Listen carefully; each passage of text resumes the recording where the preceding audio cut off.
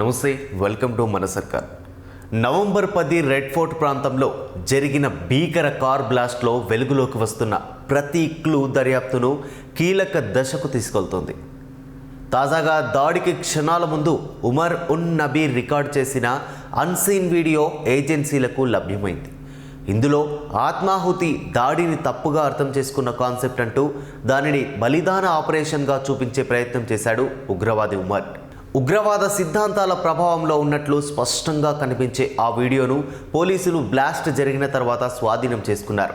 ఇందులో ఉమర్ మాట్లాడిన మాటలు అతను దాడి ముందు ఉన్న మానసిక స్థితిని, తీవ్రవాద గ్రూపుల ప్రభావాన్ని బయటపెడుతున్నాయి. ఆత్మాహుతి దాడిపై సమాజంలో పలు రకాల వాదనలున్నాయి. ఆత్మాహుతి దాడి చేసుకోవాలని చూసేవాడు భయంకరమైన మైండ్ సెట్లోకి వెళ్లాల్సి ఉంటుంది. చావే అంతిమ లక్ష్యమని నిర్ణయించుకోవాలి. నిజానికి అలాంటి ఆలోచనను ఈ సమాజం ఒప్పుకోదు అని అతను ఈ వీడియోలో వ్యాఖ్యానించాడు. అతని మాటల తీరు చూస్తుంటే బ్లాస్ట్కు కొద్దిసేపు ముందే వీడియో రికార్డ్ చేసిన వీడియో అనేది స్పష్టమవుతుంది. ఈ వీడియోతో పాటు సీసీటీవీ ఫుటేజ్, ఇతర డిజిటల్ ఆధారాల ఆధారంగా ఉమర్ ప్రయాణం ఎలా సాగిందో, దాడి టైం లైన్ ఎలా అమలైందో అధికారులు వివరంగా మ్యాప్ చేస్తున్నారు.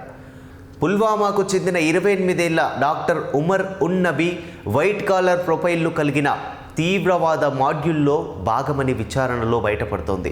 DNA పరీక్షల ద్వారా రెడ్ ఫోర్ట్ వద్ద పేలిన కారును నడిపింది ఉమరేనని అధికారికంగా ధృవీకరించారు. బ్లాస్ట్కు కొన్ని గంటల ముందే ఫరీదాబాద్లో జరిగిన భారీ ఆపరేషన్లో పోలీసులు 2900 కిలోల పేలుడు పదార్థాలు స్వాధీనం చేసుకున్నారు. 3 డాక్టర్లు అరెస్ట్ అయ్యారు. ఈ నెట్వర్క్ కాశ్మీర్, హర్యానా, ఉత్తరప్రదేశ్ వరకు విస్తరించినట్లు తెలుస్తోంది. వివిధ ప్రాంతాల్లో లభ్యమైన సాక్ష్యాలు, పేలుడు పదార్థాలు, పరికరాలు, డిజిటల్ ట్రేసులు అన్నింటి దృష్టిలో ఉమర్ ఈ మాడ్యూల్లో ప్రధాన పాత్ర పోషించిన వ్యక్తి అని అర్థమవుతోంది. ఈ కేసులో ఉమర్ సన్నిహితుడుగా చెబుతున్న జాసిర్ బిలాల్ వానీని NIA అరెస్ట్ చేసింది. అంతకుముందు అమీర్ రషీద్ ఆలీను అరెస్ట్ చేసింది. బ్లాస్ట్కు ఉపయోగించిన కారు ఇదే వ్యక్తి పేరుతో నమోదై ఉంది. అతడే Umar safe house logistical support అందించినట్లు దర్యాప్తులో తేలింది.